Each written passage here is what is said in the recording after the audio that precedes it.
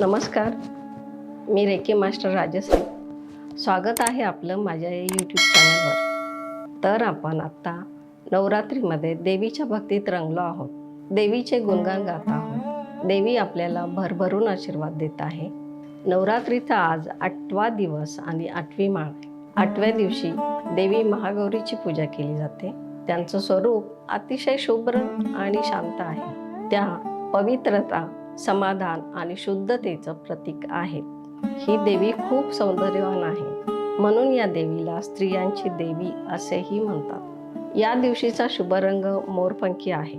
महागौरीची उपासना केल्याने जीवनातील दुःख दूर होतात आणि आनंद प्राप्त होतो. जसं महागौरी देवी पवित्रता आणि शुद्धतेचं प्रतीक आहे, तसंच रेकी आपलं मन, शरीराला शांत, शुद्ध आणि स्वच्छ करते.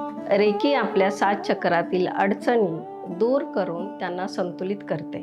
जेव्हा आपण डोळे मिटून स्वतःसाठी रेकी घेतो, तो क्षण म्हणजे महागौरीच्या पवित्र प्रकाशासारखा, जो मन आणि शरीर शुद्ध करून टाकतो. ओम देवी महागौरेय नमः.